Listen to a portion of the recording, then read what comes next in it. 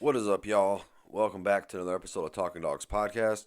This one, we're going to kind of go through and unpack some of the events of the channel over the past couple weeks, where we're heading with Tilly, breaking down some different things, and we're going to get to talking about some coon hunting. And y'all stay tuned and make sure you go check out Dog and Hunt, and make sure y'all use the promo code at Dog Show if you're looking for some gear. But let's let her rip, guys. So, over the past couple weeks, man, I have been kind of in the flow state of the channel. I've been trying to stay on my uploads. I went on vacation. When I came back, I kind of just hit like a lull, being off and not working hard at it, being on vacation and whatnot. So getting back to it is what I got to do.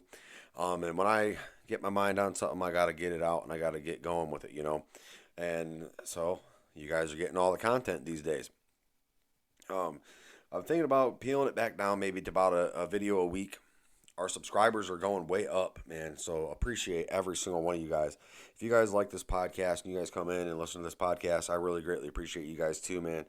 We got loads of subscribers. I mean, I think I've hit the highest subscribers this month that I have since the channel started. So we're starting to grow. We're starting to go places, and I'm glad that you guys are along for the ride on that. So that's one part on the channel.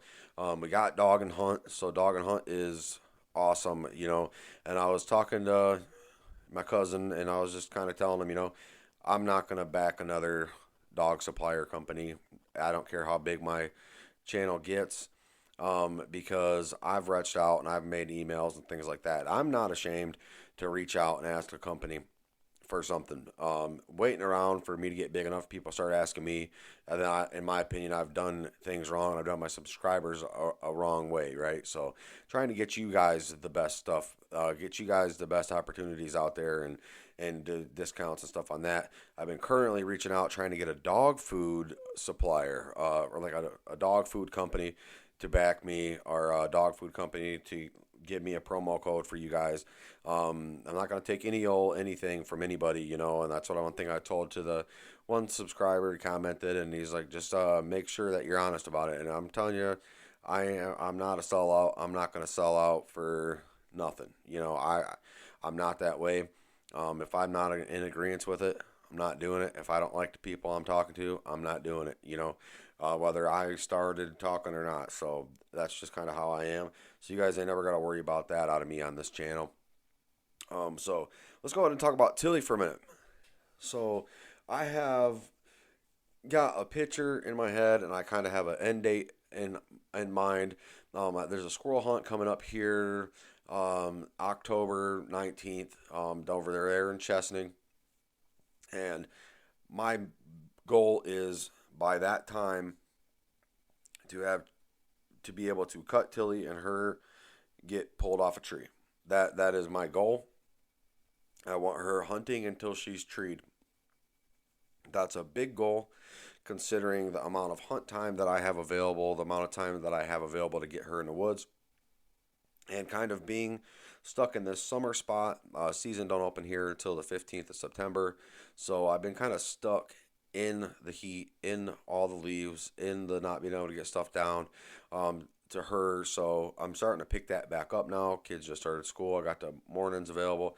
Took her out this morning. She did great. And one thing I really like to see is every time I take a dog in the woods, it gets a little bit better.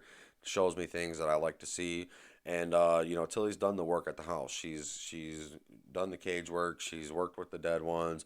She's treed up. And taken her over to the park and walking around in the park. She's treated a handful of squirrels over there.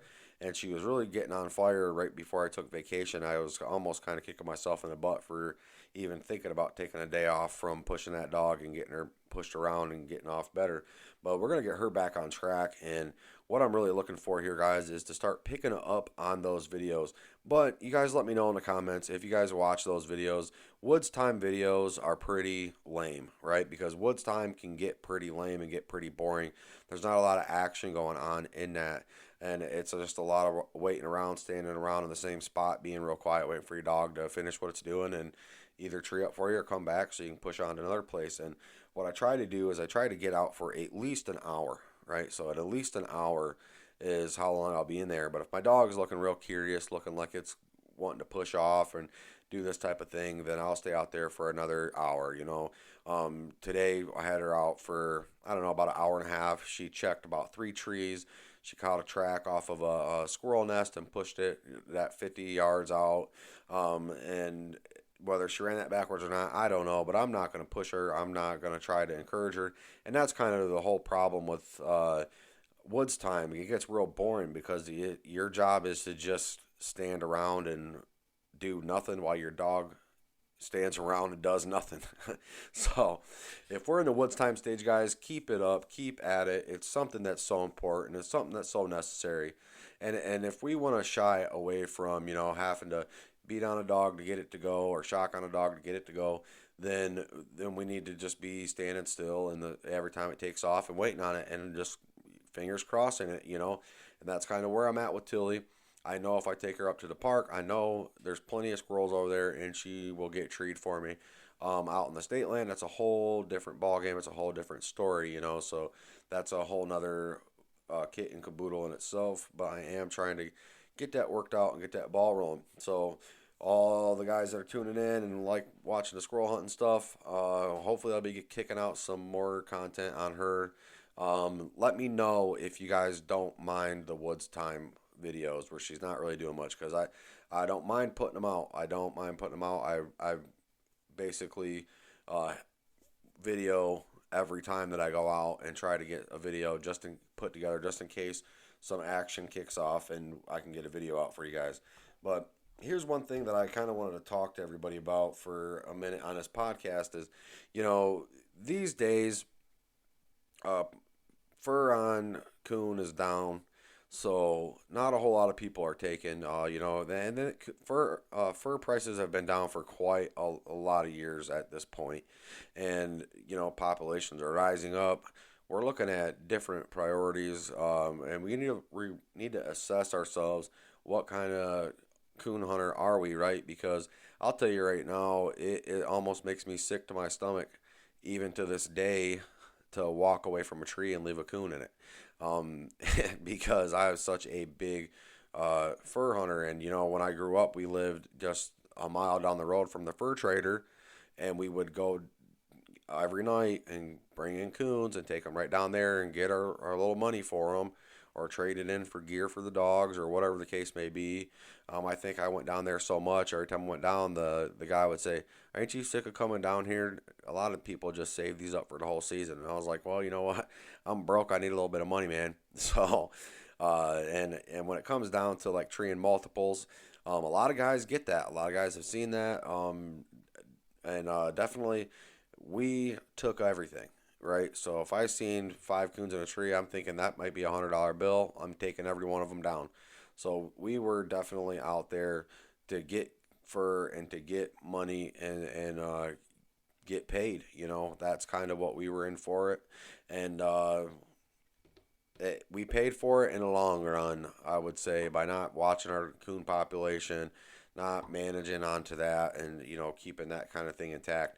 But anymore, if we have a place that's so loaded up, that's where we need to have our young dogs. That's where we need to have the dogs that we're starting.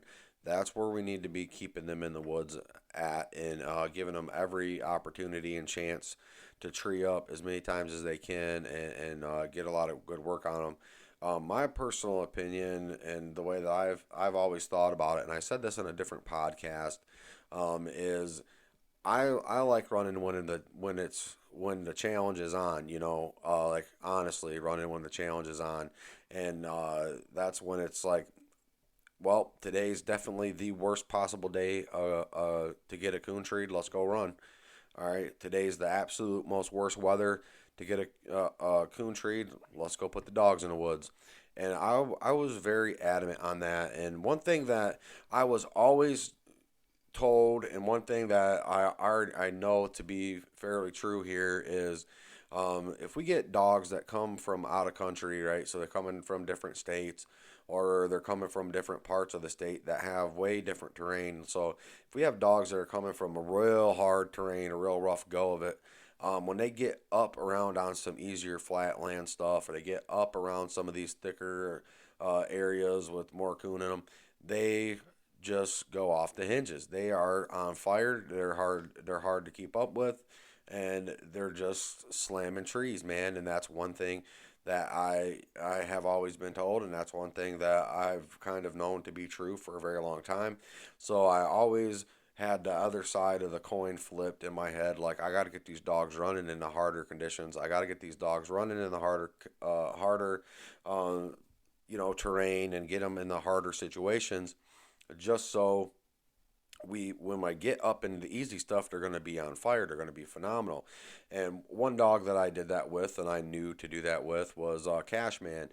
And I ran him, and I ran him in the swamp. I wanted him ran in the swamp. Running in the swamp's way more harder for a dog, unless they really know what they're doing, right? So Cashman treed his first 3 or 4 coons right out of the swamp. And when I got him out of the swamp and got him up on more drier land where coons were still there, and we had all the stuff that we needed, but it just wasn't swampy, he was, 100 miles an hour. And sometimes, and like I said on a different video too, is we can get into talking and breaking down kind of some of the stuff that we get into as a handler to try to push a dog on. And some of it sounds like crock pot stuff, right? And some of it is crock pot stuff. Some of it is stuff that we just cook up off the top of our head. It turns out, if we apply things and we know it makes sense to us and our dog and our situation, it's probably going to work out for us the way that we think it's going to work out for us. But we always got to be on the watch out for those ripples, and I say that a lot on the channel.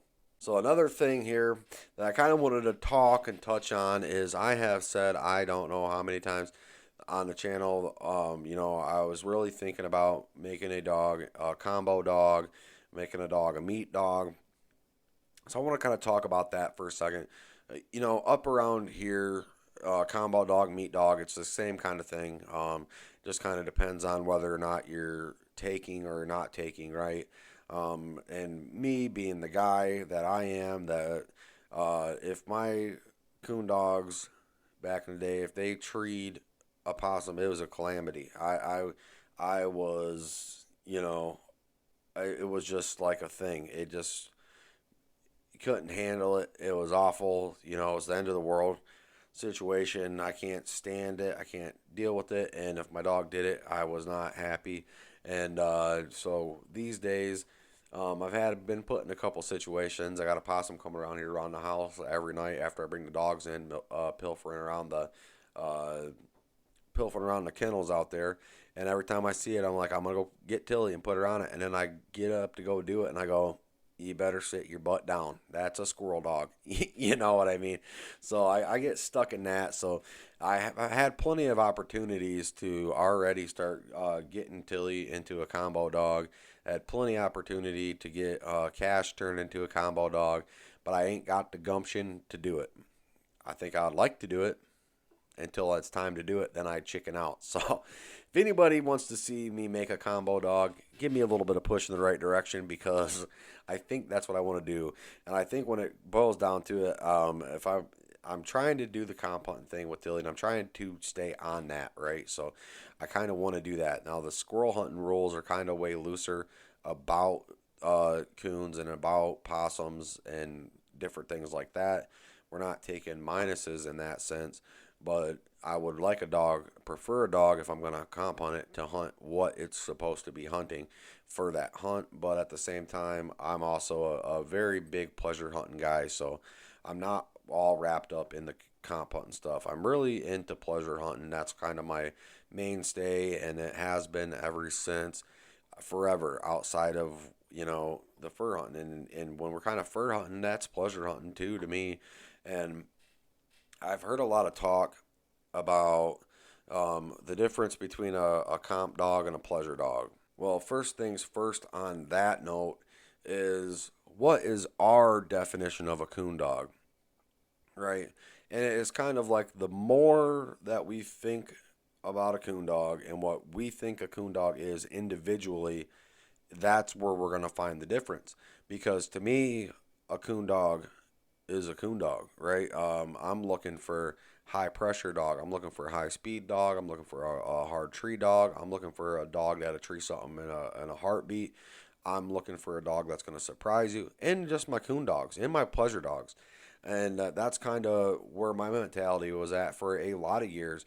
Sure, I've had dogs that run slow. Sure, I had dogs that ain't the greatest, or I didn't care for them that much. And it's just kind of one of those things. But to me, it all depends on the individual you're asking and what they think a coon dog is. And to me, my coon dogs that I wanted, and I never, that I had when I never even had a dog to a comp hunt or even in the parking lot of a comp hunt, I had very, very, very high standards even on my pleasure dog aspect, because at that point in time, it might not be my money on the line that I'm giving off to somebody or looking at winning money. What I'm looking at is filling my pockets with money by how many coons I get knocked down. So the better dog that you had in that sense, the more money that you made. So it's kind of like I equated a coon dog to be, you know, not very much different than a lot of competition style dogs. And I, everybody talks about the difference between a competition style dog and the difference between a pleasure dog. The only difference that there should be is that the one dog's running in a competition hunt and the other dog ain't. That's my opinion about it.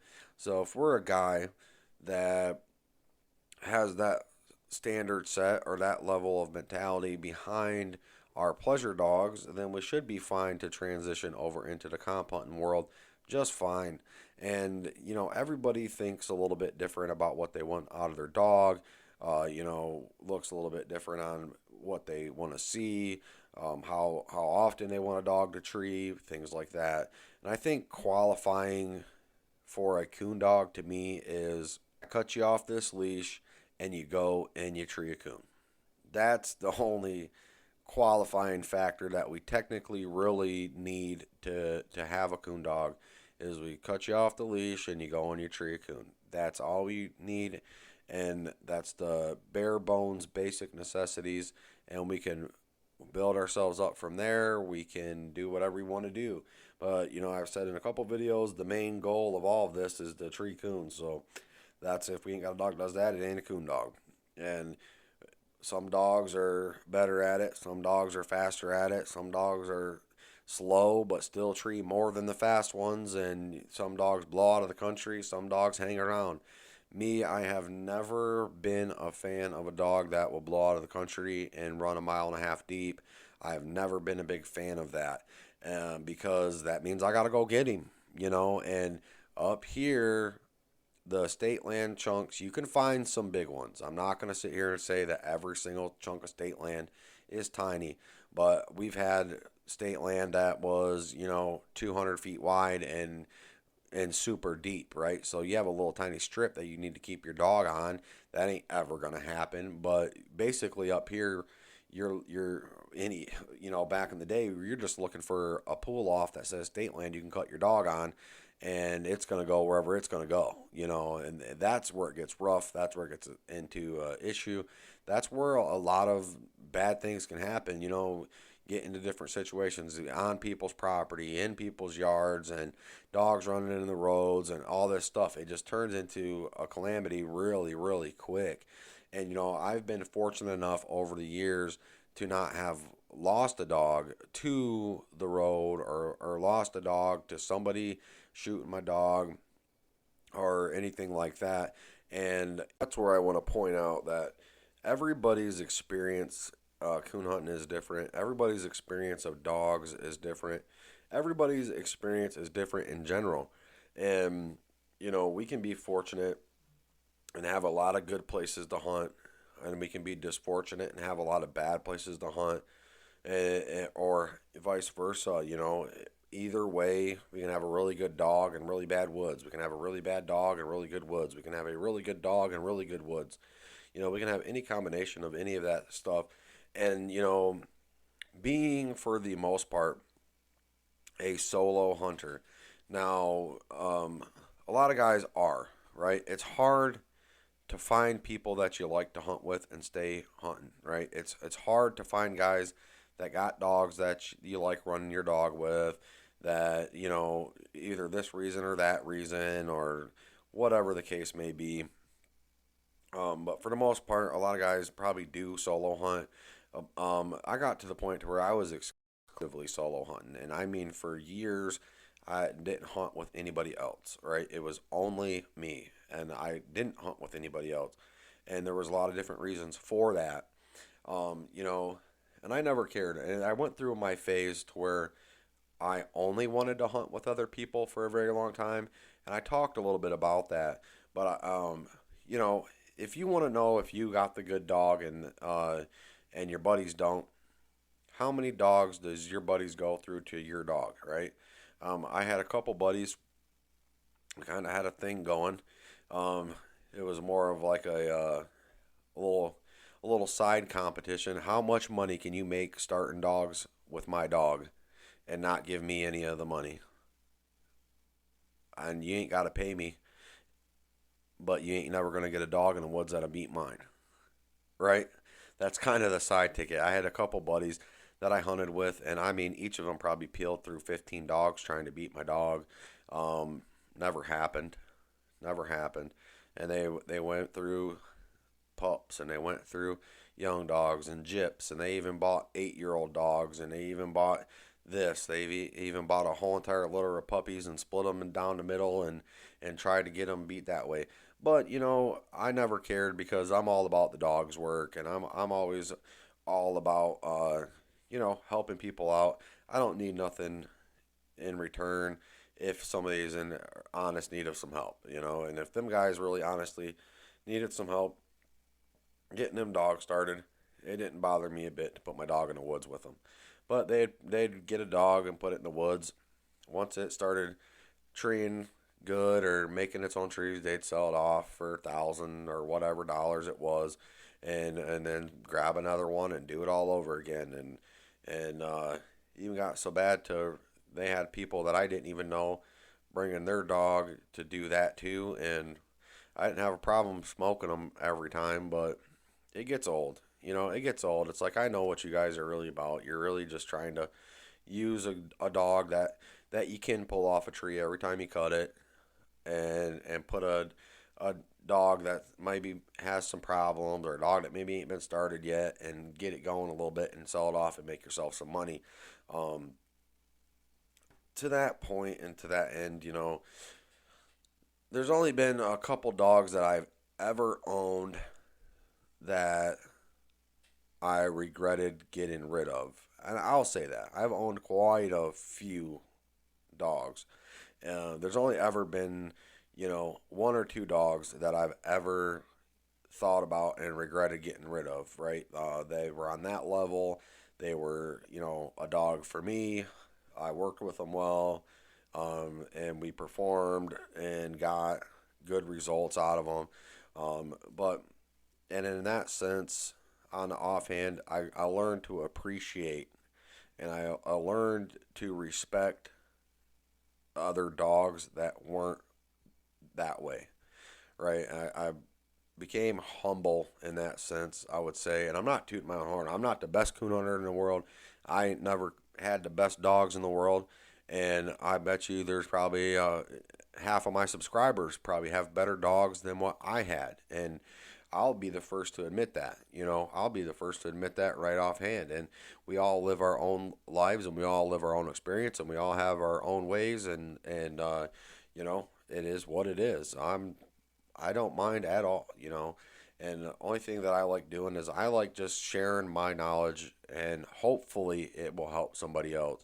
Hopefully it will get somebody put on a path where they can start building their own and putting their own things together and their own techniques together.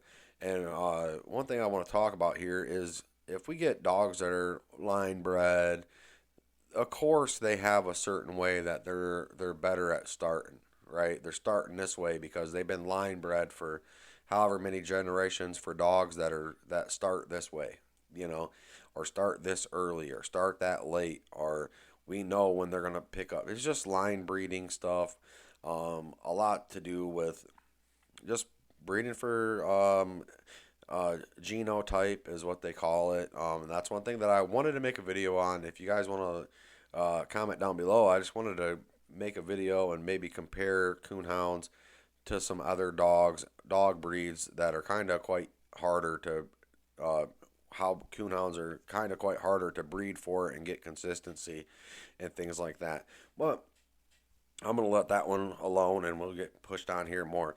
So I kind of wanted to talk about more of the coon hunter scene, back when you were getting 20 something dollars for a hide. Right in my area, I lived in Munith, in Stockbridge. That's the name of the towns down there. In Jackson, that's the towns that we lived in. Right down there in that area, I personally knew close to 20 people that had dogs and that ran dogs. And that was just me personally, right in my area, not being a competition hunter. You know, that, and even the fur guy that I said we lived by, the fur trader, he had dogs and his people had dogs. And then my cousins had dogs and their cousins had dogs and their cousins had dogs. So the net of coon hunters that are just clustered right there at that time was enormous. And I just want to say that. And we weren't treeing coons and walking out of the woods. And one thing that I want to say here is some nights we'd put a dog in the woods and come out with coons, and that dog never even treed because we're shining trees while we're hunting. We're knocking every single coon down that we can possibly knock down to take to the fur trader to make some money. So the woods look a lot different. Hunting looks a lot different. And these days, I couldn't tell you. I mean, I honestly couldn't tell you what the hunting's like down there. I just couldn't tell you. I know that it's big for coon hunting, and I know that even if you look on Google, it's very high population of coons. Now, with that being said, not every single chunk holds coons. Not every single this or that. There's a lot to that. There's a very lot to that. And I was talking to cousin Bug, and I was just telling him, I don't want to sound crazy when I say the 20 minutes, and I also don't want to sound like 20 minutes ain't long enough, or as 20 minutes is way too long. How do you equate that? How can you equate that? Because I've been in the woods with dogs that take forever to tree, or they really, really just like running track and not so much tree minded. So they run a bunch of track before they get treed. And it's just kind of, we can toss it up in the air and judge it based off our dogs. And it kind of gets to being put in that box. Talk about living in the box and our training and our, understandings and things like that. We can live in the box and be shut off from the outside world and go, I have a dog that he'll tree me a coon every 4 hours, but he's the best coon dog in the entire world. But we lived in the box. Or we can be in the box and go, I live in this little bubble where my dog will tree a coon every 3 minutes. My dog's the best dog in the entire world, but maybe have a chunk of property that is just unimaginably overloaded with coons, and it's just kind of the bubbles that we get into and the bubbles that we burst by rubbing shoulders and rubbing elbows with other dogs and other people and other coon hunters is what we have to get into. And we have to accept the fact that just because somebody comes up and tells you, hey, I got a dog down here that a tree a coon every hour, we can laugh at them. We can laugh them out of the building. We can point our fingers and go, they thinks he's got a coon dog. Well, we take our dog down there and it don't tree nothing because he's hunting in the most dried up, no coon woods that you ever had, but his dog's still coming up with the coon. How do you quantify is what I'm getting at. That's what's so hard to do is how do you quantify a good dog?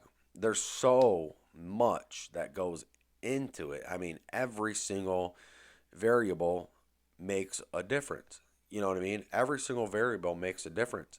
And we have to account for as many things as we can account for when we're doing it and trying to figure out whether we have a good dog or not. And I'll keep saying it, and I'm not going to quit saying it, is if a dog a tree a coon, it's a coon dog, and if it want a tree one better, it's faster or better, it's a better one, right? So it's just kind of like that's the life that we lead, and that's the life that we live in, and it's just kind of like some guys wouldn't pay a red penny for some of these dogs that are going around these days that you know have this type of nose or that type of hunt in them or want to do this kind of style thing, and it's just kind of like it's personal preference has always been baked into coon hunting since the time it started. Everybody preferred a color dog. Everybody preferred a dog to run this way. Everybody preferred a hot or a cold nosed dog. Everybody preferred a tall or a short dog. Everybody preferred a chop or a ball mouth dog. And I've seen dogs that didn't never chop. I've seen dogs that didn't never ball. And I've seen dogs that do them both. I've seen dogs that sometimes they be this way, sometimes they be that way. It just doesn't know. You know what I mean? Nobody knows. We can just make observations, and just to be flat out honest about it, I never even cared. Right? I never even gave a flip about whether or not my dog was a chop mouth or a ball mouth, or a silent tracker, or tracked too much, or was tight lipped. The only thing that I ever really cared about is if it a tree a coon. That is it. That's the only thing that I ever really cared about. And you know why? Because them coons brought that money, man. And that's it. That is absolutely it. I want to bring something up here. I'm sorry to bore you guys with all the coon talking and all the olden days stuff, and when coon actually made some money. But one thing that kind of been floating around in my head. Now, you guys comment if you're here, and I want to know your thoughts, whether one way or the other. What would what would a guy think about a hound feist cross? That's one thing. Oh, and I wanted to kind of add this one on there. I've had a couple subscribers talk about this or bring this up, and that is um, a coon dog and a bird dog, I believe. What do you guys think about these dogs? Leave them in the comments, guys. What? Let's go ahead and get back on track and get this thing done on. So I wanted to talk a little bit more to you guys about how I actually do my YouTube. And I know this is a Coon Hunter podcast, but it's relevant information, and I think that I just want to let you guys know every video that you guys have seen on my channel has been filmed with my personal cell phone. And it's been edited on my personal cell phone with a free app. The podcast gets done with microphones that I've had forever when I was doing music and recording and doing things like that. So I just want to let you guys know, if you guys need that little push, you need that little nudge, you can get it done. A lot of my stuff is one take. I try not to edit. That puts me in a spot if I'm one taking a 20-minute video. Of course, I'm going to forget things. Of course, I might follow up a word, but I'm not sitting here cutting out stuff that could be relevant. I'm just giving you guys the unfiltered one take thought process, and I can get on a tangent, and I can get going on it pretty good. So I'm just letting you guys be the guinea pigs in that sense. But I think I've said what I need to say on this podcast. I really do appreciate you guys for coming in and tuning in and supporting the channel. Definitely, definitely, definitely. If you guys need any leashes or collars or hunting gear, or you guys want some Coon Hunter merch, check out Dog and Hunt. I'm telling you, that's what I found. That's what I want to bring to you guys. And also, if you guys need GPS or shocking systems or anything like that, use the promo code at Dogtra. That's Melbrook5 at Dogtra.com, and that promo code will get you 5% off. For some of you new subscribers that might not know that yet, but y'all definitely keep them treated, and y'all have your guys' selves a new start to the season. I know season's opened up some places. Season's getting close to starting up. You guys get warmed up. You guys get ready. You guys get trained up, and let her have it. Keep them trees, y'all.